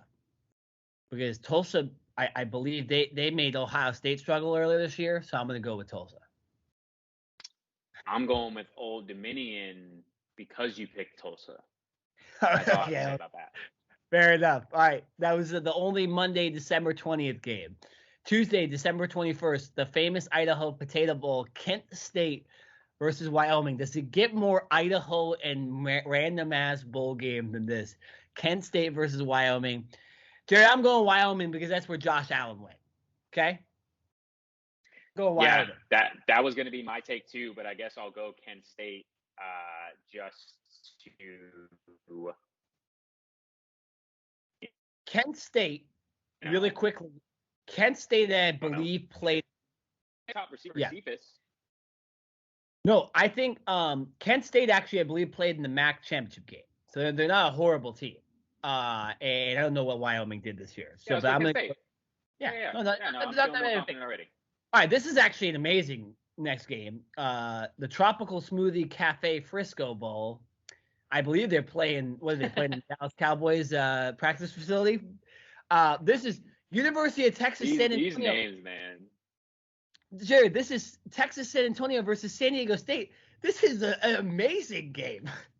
This is actually a great college football game. This is two at least top 30 teams playing each other. Jared, I gotta go with the Roadrunners. Texas San Antonio. I have to. They were the talk of college football. They have a great fan base. I'm sure that stadium will be sold out realistically with just Texas San Antonio fans. I think San Diego State's just happy to get out of LA because they don't actually they're playing in StubHub every week, or whatever the hell it's called now.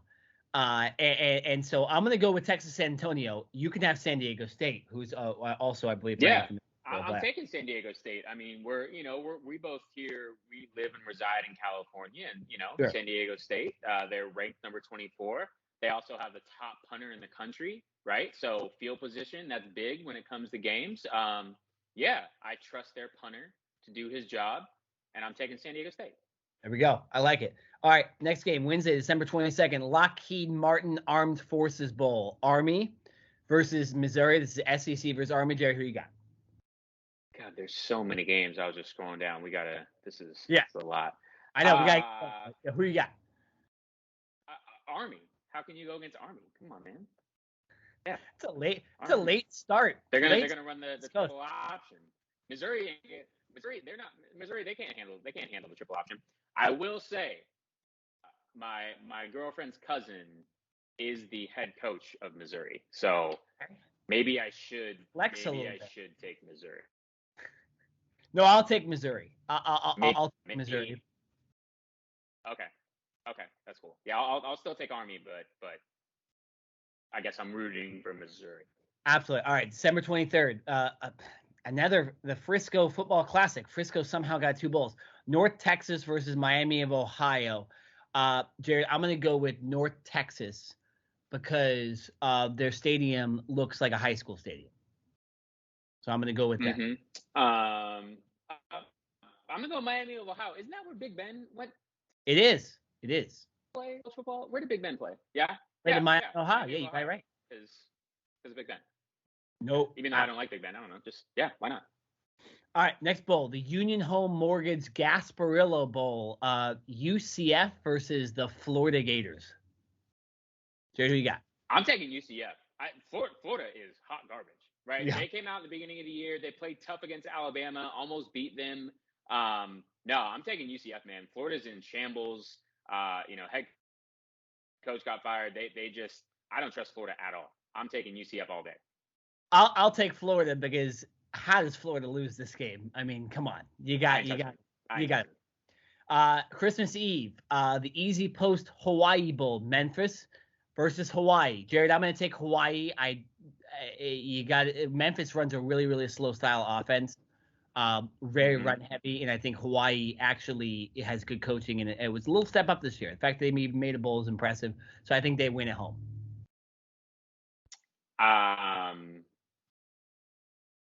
Memphis, because I don't want to pick Hawaii. Sure. I don't know. I mean, Memphis because they have a cooler logo, and because I like the color blue. Penny Hardaway too, head coach of the basketball team. There you go. There you go. Christmas Day. I can't believe they're making the team play on Christmas Day. Tax Act. Yeah, that kind of sucks. Amelia Bowl. Georgia State versus Ball State. I gotta go with Ball State. This name's funny. I go with Ball State. I'll take Georgia. Yeah, on Christmas, and it's in Alabama. Like, that sucks. And that's the only game. Wow. Yeah, they must not like either of these two teams. That sucks. I don't know how they got ESPN. It's not ESPN Plus. All right, December 27th, the Quick Lane Bowl, Western Michigan versus Nevada. Jared, who you got? Nevada. Colin Kaepernick. Represent. Colin Kaepernick and Nevada had a quarterback just go to the NFL. He's gonna be like a top 10 quarterback in the NFL. But I'll go with Western Michigan. I'll go with Western Michigan because I believe that's where Antonio Brown went. So I could be wrong. Nevada. QBU. Yeah. Military Bowl. Boston College versus East Carolina. I'm gonna go with East Carolina because I don't like the city of Boston because that is my brother's rival team at Yale. So I'm gonna go with East Carolina. I'll take Boston College. You know, they've what they got? Matt Ryan went there. Luke Kuechly went there. Yeah, Boston College. Why not? They got some good alumni. All right, still got a ton of bowls to go. We got to get Boston College is actually favored. They are favored in this game. So yeah, let's go. The Ticket Smarter Birmingham Bowl, Houston versus Auburn. This is actually not a bad game, to be honest. I'm gonna take Auburn. I think that Auburn, even though they're probably not favored, Houston's a better team. I'll take Auburn because you got to think SEC pulls this one out. No way. I'm taking Houston. Auburn right now, they're losing. He's entering the transfer portal, so he ain't playing in this game. Auburn's 6-6. They sucked this year. Now I'm taking Houston's ranked number 20. I'm taking Houston all day, 11-2, and Auburn is favored. That is only because they're in the SEC. The one and only reason. If they were in any other conference, Houston would be favored, and they should be favored in this game. I'm taking Houston, and that's probably the most convincing, pick that I will make this entire wacky segment. All right, I'm gonna go Serb Pro First Responder Bowl, Air Force versus Louisville. Yeah, I'm gonna pick Air Force because that was probably my brother's second pick besides Yale potentially to go to. So I'm gonna go with Air Force. You can take Lamar Jackson. Lamar Jackson, Louisville. Yeah, I'll take Lamar Jackson. I'll take LMU. I'll take Lamar Jackson, U, and Louisville. This is They're somehow favored in this game, but yeah. you gotta love this matchmaking. AutoZone Liberty Bowl, Mississippi State versus Texas Tech. Isn't that Mike Leach's former? I'm taking. Yeah, right. I'm taking Mississippi State, man. Dak Prescott, former Mississippi State quarterback and alum. Yeah, Mississippi State. Texas Tech to me, every time I think of Texas Tech, I just think of the air raid offense where you want to talk about, like we talked about earlier in the show, teams that don't run the football. I don't think Texas Tech recruits running backs. I think it's like against their team rules because all they do is throw the ball and play zero defense. So yeah, I think Mississippi State's they don't take care of business and they're favorite. Hey, I'll take Texas Tech. That's Cliff Kingsbury, Patrick Mahomes. How can I go against my head coach? San Diego County Credit Union Holiday Bowl at Petco Park, UCLA versus NC State. Jerry, you know who I'm going with in this game. And I know who you're probably going with just because of the team I'm going. Taking NC State. I never take UCLA. UCLA. I will never take UCLA in anything. Fair enough. Yeah, that was easy. Guaranteed Rate Bowl, West Virginia versus Minnesota. Jerry, who you got? Minnesota, man. Minnesota, I don't think they get the respect that they deserve. Obviously, they play in the Big 12, and they got a lot of competition with Ohio State and Michigan and Michigan State. But Minnesota, they always play tough. I love their head coach. His mantra, his mentality, his philosophy. I think like he always gets his players to play hard. So Minnesota, they're not a favorite, but I think they're just a tougher team, more physical team. Yeah, Minnesota. Fair enough. West Virginia, I know has a very good defense, so I have no problem taking them. All right, December 29th, the Wasabi Fenway Bowl. What a name. SMU versus Virginia. Jared, I'm taking SMU in this game. I know Virginia's a pretty solid team. They were ranked occasionally this year, but I think SMU is a better team. Yeah, this one, I'm going to have to take SMU too. I had some friends from high school that went to SMU. And I just know nothing about Virginia this year, so I'm taking SMU. Fair enough. New Era Pinstripe Bowl, Yankee Stadium, Maryland versus Virginia Tech. That's kind of cool. I'm going to go with Virginia Tech because Enter Sandman at the beginning of the games can't go against that. At Yankee Stadium, I'm down. Yeah, it's kind of dope. It's kind of dope. I didn't know that Tua's younger brother is the starting quarterback for Maryland. Yes. Yeah, I'll take Maryland. Why not? No problem at all. All right, the Cheez-It Bowl.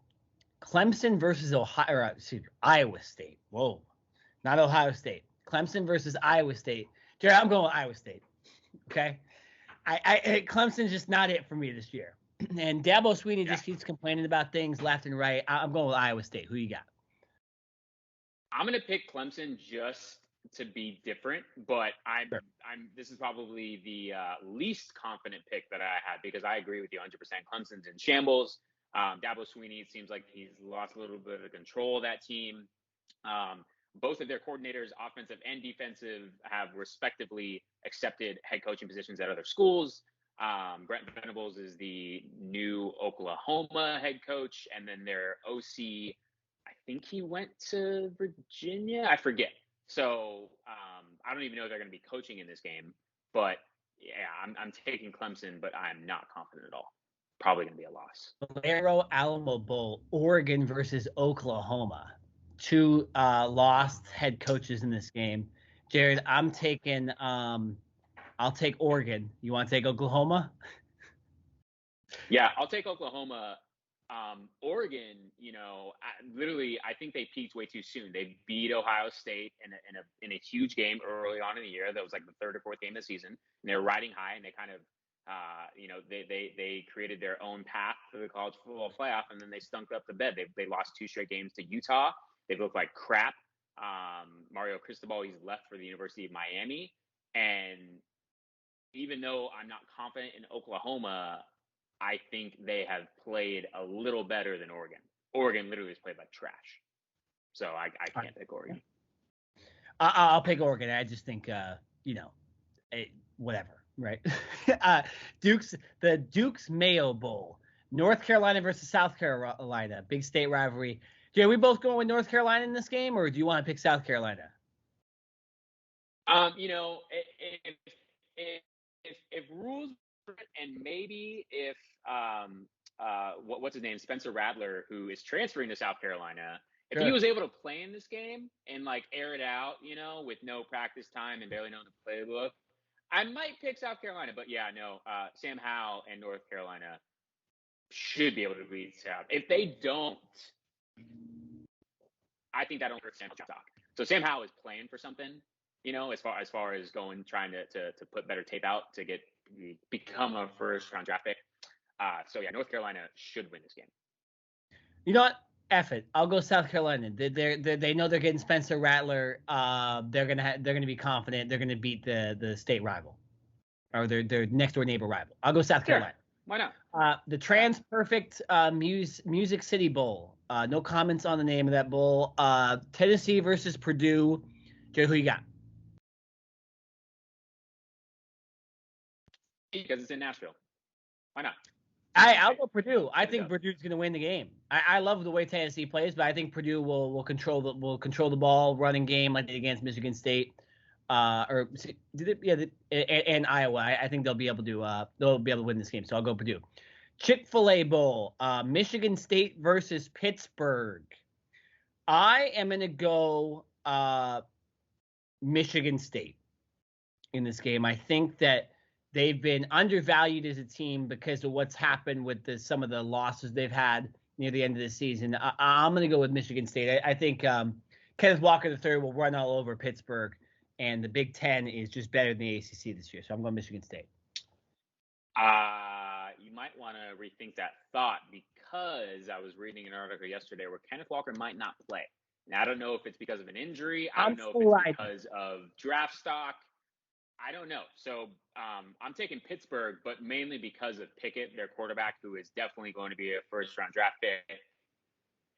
Obviously, he's in the spotlight lately for that fake slide that he did, running against scoring. But Pickett also, playing for his future NFL career, and I think he comes out and wins the game for Pittsburgh. No problem. All right, SRS Distribution Las Vegas Bowl, Wisconsin versus Arizona State. Dude, I'm picking Wisconsin in this game. I think Wisconsin's the better team. I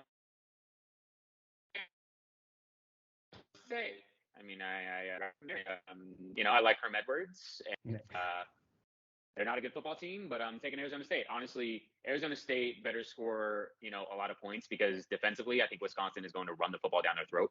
I don't know if Arizona State can defend the run like Wisconsin wants to, or, like Wisconsin, they're going to run the football. So I'm not confident in the pick, but I got to go with AZ State. All right, only a few more games. We are not doing the semifinals, because we will do those next week. But we have the Tax Slayer Gator Bowl, Wake Forest versus Texas A&M. Jared, who you got? I'm taking Texas A&M. Ooh, okay. From the fact that I think they have better talent, and I think they should win this game. They're favored, but yeah, just talent alone. I'm so glad you picked Texas A&M. Wake Forest, man.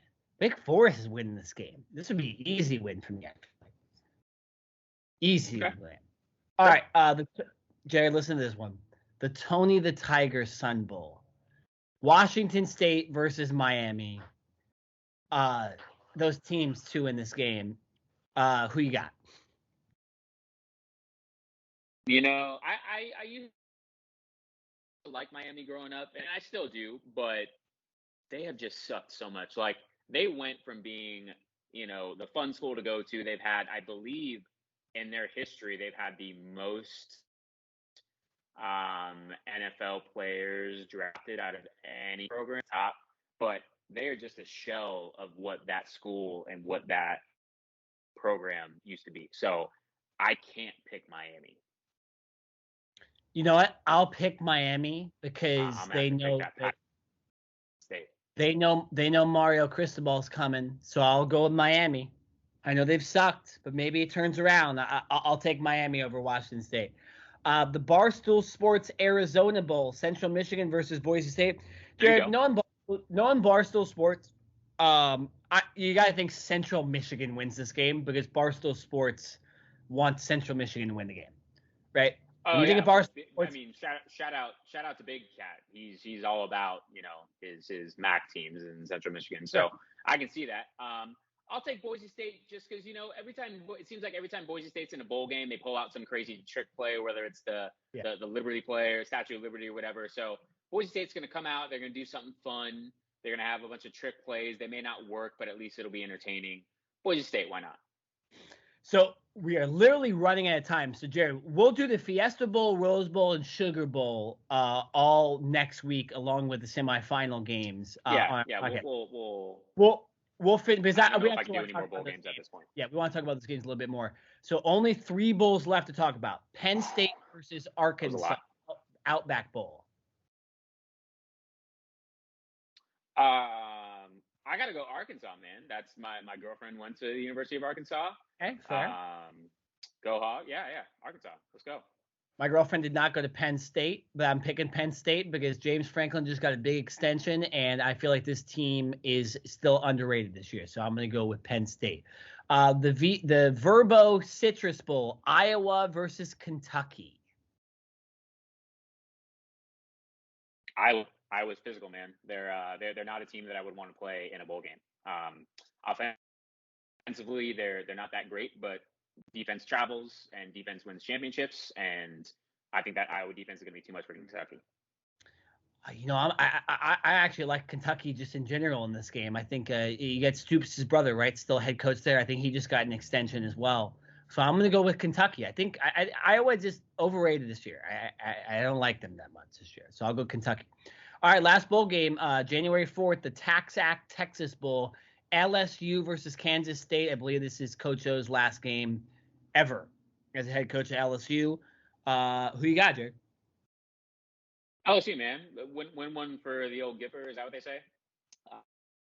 I guess. Yeah. I think Coach O is still going to get his team.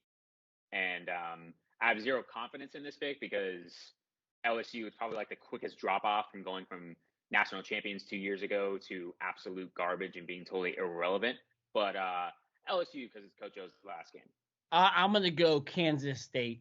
I'm going to bring a little pro wrestling into this. I think at the last, LSU is driving down the field and Coach O's calling plays, last plays ever. And I think Brian Kelly comes behind him with a steel chair, bats him in the back with a steel chair. And we have Kansas State win the game because Coach O is not able to call plays. So I'm going to go Kansas State wins this game.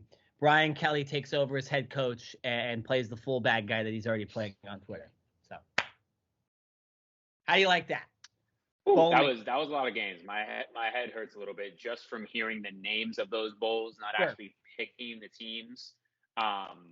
Yeah, we need to talk with whoever is coming up with those names because those were awful. Those were horrible. Absolute garbage. Awesome. Yeah, so we'll keep track of that. We'll pick the last few games next week as well, and we'll keep you guys updated on what happened with the other games. Talk NFL next week. See if the Cowboys and Cardinals can keep up those records, and we'll see where all the standings end up. But for this podcast, we are done. We are literally running out of time.